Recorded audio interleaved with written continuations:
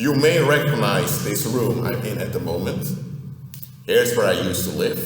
Here's where I recorded many videos in late 2018, in 2019 also, including many live streams. Those who have been watching my channel for a while have witnessed many of those live streams. I'm out of here now. I only need to hand in the key. And for those that remember, there used to be prints over here, two Spanish maps, one Spanish flag of 1785 also. There used to be other pictures over there also. Well, the room is empty at the moment, as you can see.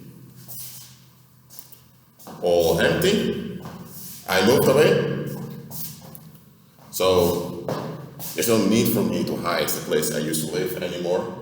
Well, the reason I say hide is because when you have a big following like me, you can't be showing everything about yourself all the time. Because you have people with bad intentions that want to hunt you down or they want to cause trouble. So you have to conceal some stuff. Well, there's no need to conceal it anymore because I'm not here, I'm not residing here anymore. I moved out of the city. So some of you may recognize this scene also. So I'm just going to show you guys. This was my view for a while. Yep. Alright. Why am I making this video? Just for inspiration, of course. When I came here for the first time, when I received the keys, it was empty, just like it's empty now. Slowly but slowly, I filled the place with my stuff. And the day I signed my contract for another place, within a week, I was out of here. And now you see it empty again. You can see it's empty. I'm in a far better place at the moment, praise the Lord. Just realize, believers, you are in a temporal body. When Christ returns, you will be resurrected in an immortal body. You will be on earth forever. For the here and now, you're meant to have influence. Let me just open it. For this body, for this day and age, you're meant to have influence on the earth. So this life matters. It does matter. Don't let pagan Christianity convince you that this life isn't worth it, that you just have to endure everything, suck everything up till you go to heaven. No, there is no heaven. It's the here and now, and after a short pause from the earth, you're resurrected again to be on the earth forever. So the earth is your home. So better get used to it. Think, you know what? I'm going to sit down while I record this video. Look, it goes like this. During this lifetime, you will go through seasons of persecution. Yes, I've said it. All believers will go through seasons of persecution.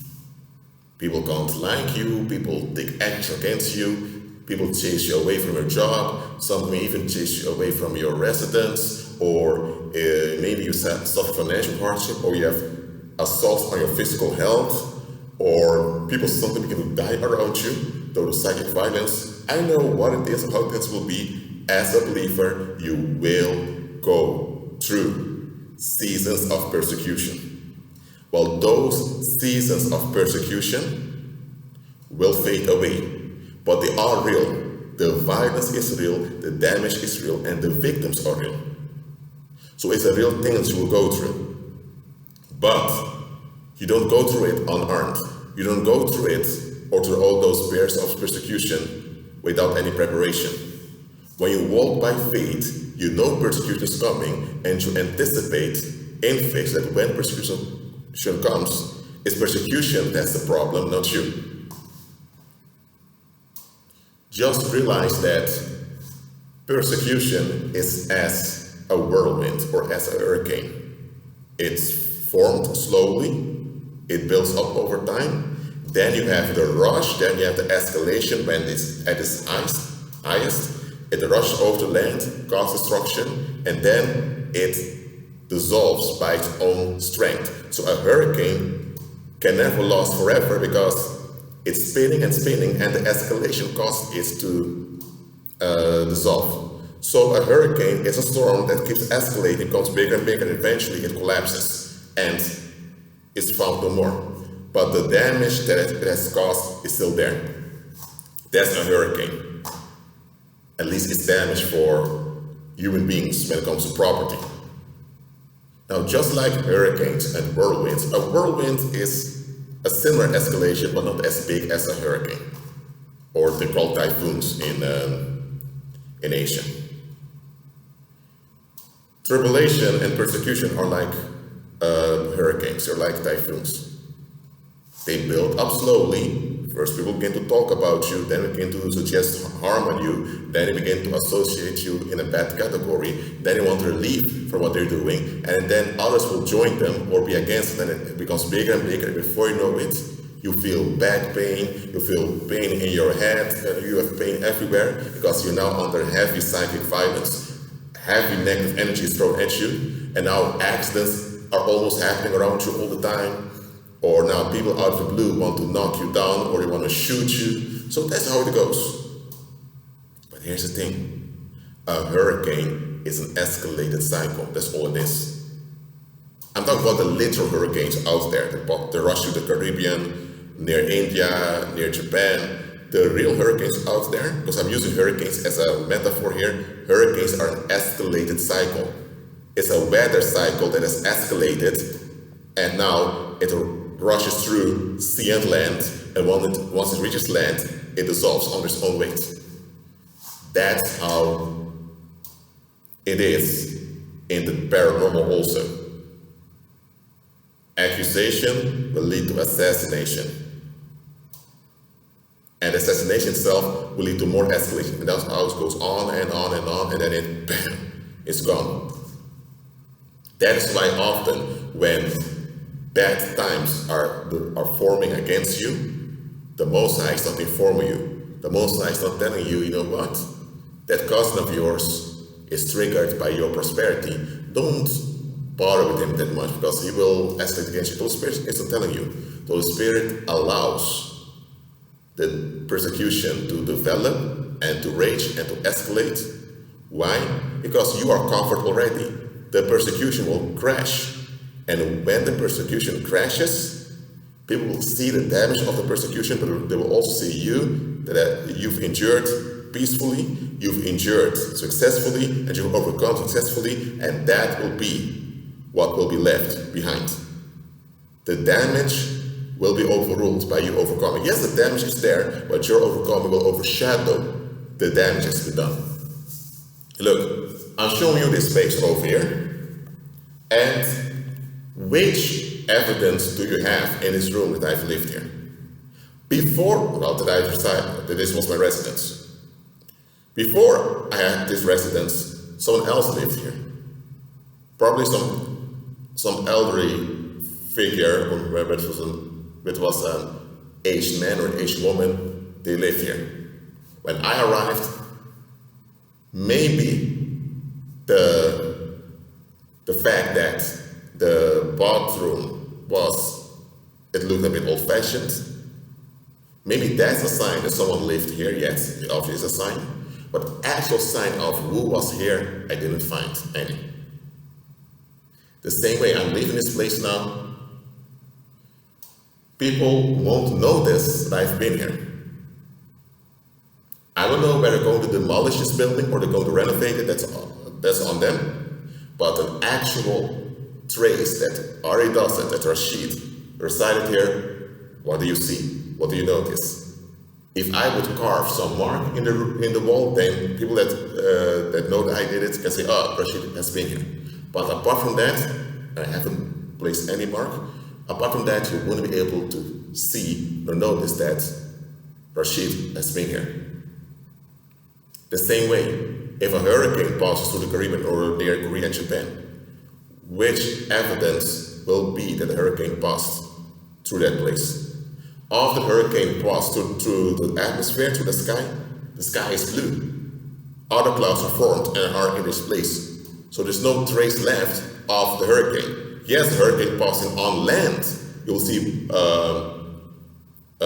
broken houses, damaged infrastructure, and you can say, yes, the hurricane passed. But soon they will reconstruct those roads, they will reconstruct those homes, or they will demolish them and build other homes, and it's as if the hurricane never passed. Of course, hurricane passed.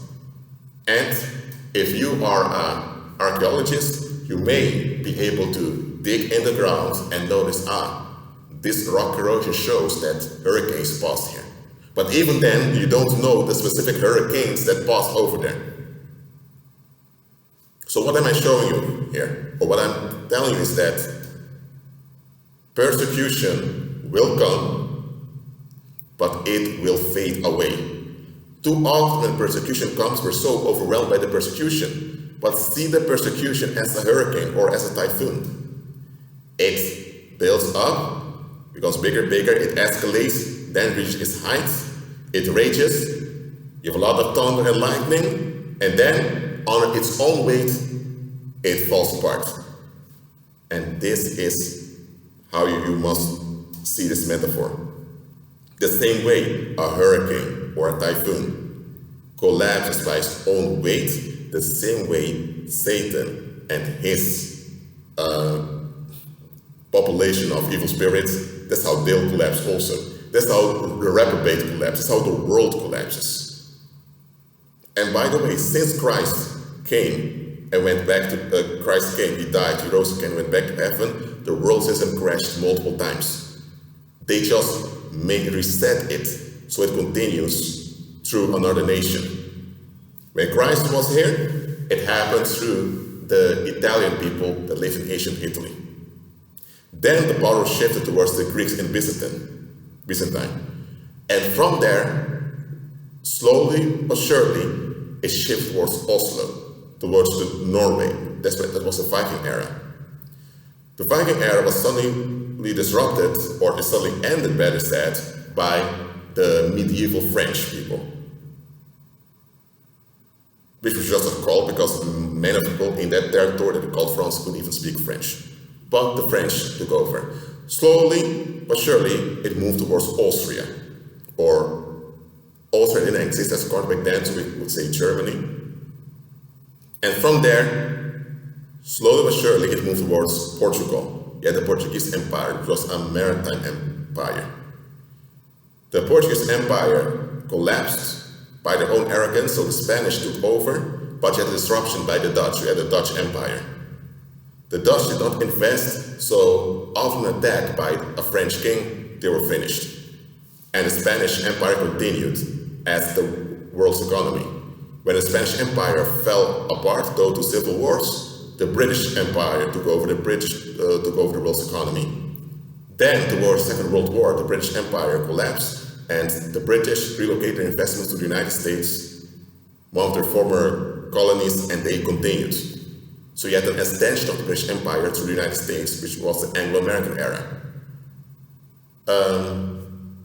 In 2008, the Anglo-American era collapsed, and since then you have this shift towards the Islamic world, and that transition is still going on.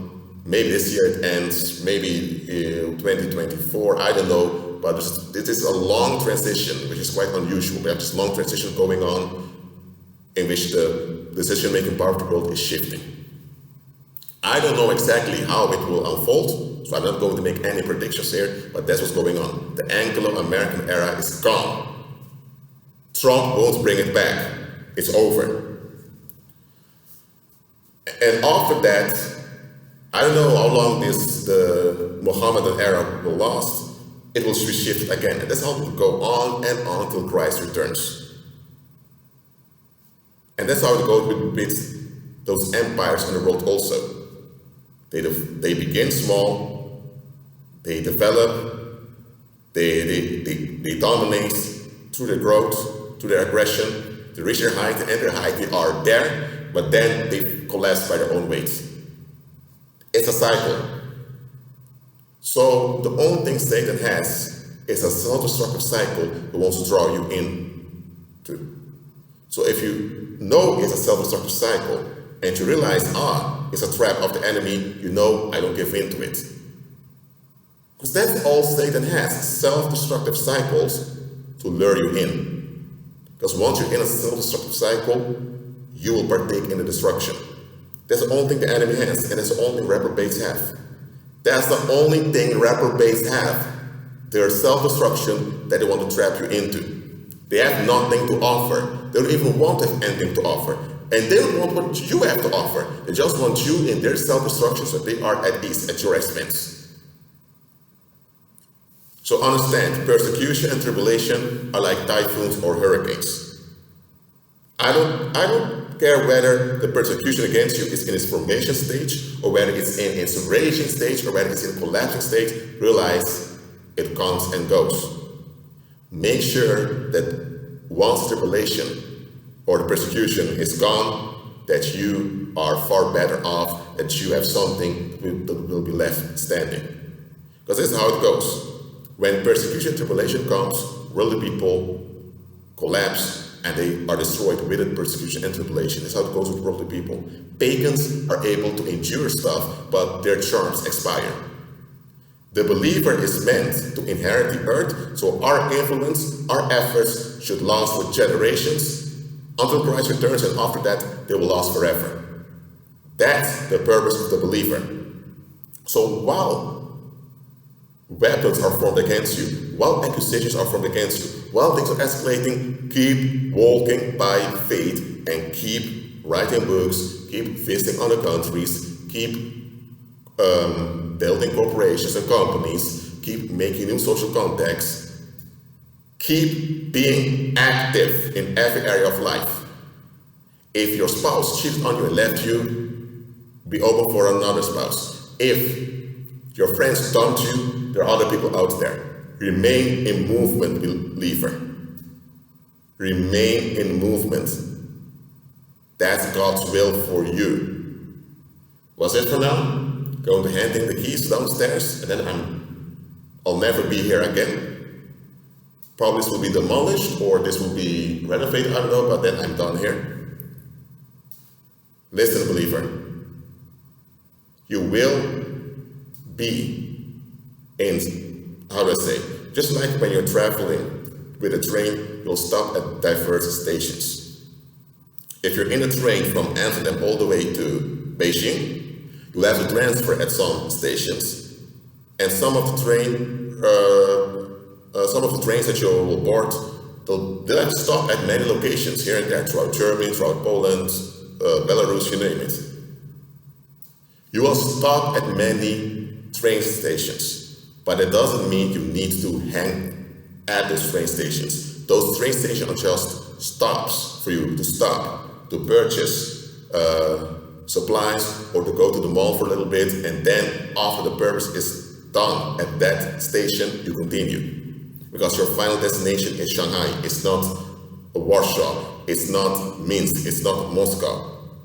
It's Shanghai. So if the ticket is for Shanghai and you have to pass through all those other train stations, you pass through them. Even if the ride can be a bit tough at times, you pass through them because you know your destination is Shanghai. Now listen, believer. Just like traveling by train, you endure. Even if you go through a dark tunnel, even if the train goes through a dark tunnel, you're not going to think, oh dear, we're in a dark tunnel. Oh, I don't trust this, let me jump off the train. What?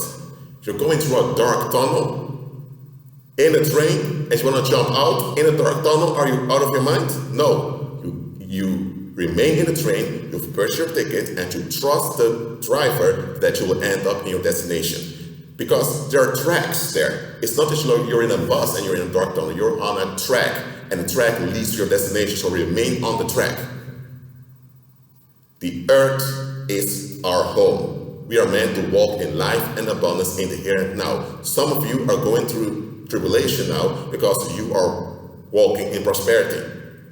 You may be living in an apartment where you don't want to live, but for now, that's a good provision for you. While you keep on walking by faith, before you know it, you're in a better apartment. You may be at a job now that it's not that good for you because you're exhausted by the job, but at least there's a provision. While you're at the job, you're able to save some money and to invest to other stuff. Before you know it, you don't even need a job anymore. And once you don't need a job anymore and you're in a better place, you have a better job or you have your own business or whatever provision there is for you, you will look back and realize, it's over.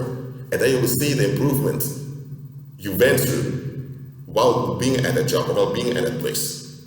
You'll go to diverse stations in life as a believer.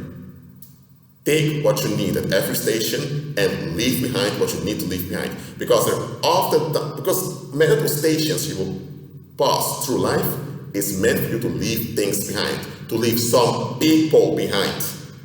Yes, there are people you need to leave behind. They can't continue with you to the next station. They will only bring ruin and exhaustion with them. Because they don't have the same destination as you. They don't. They have other intentions that don't match your destiny. So if you reach a station where people fall off from you, it's the Most High pruning you by removing unnecessary connections so that those unnecessary connections won't weigh you down. Because some people or some stuff will weigh you down in the long run. So the Holy Spirit frees you from them in time. Doesn't mean that they are bad people or that what the Holy Spirit removed from you was a bad thing. No, but it's what works well for you. So keep on walking by faith. Agree with Christ.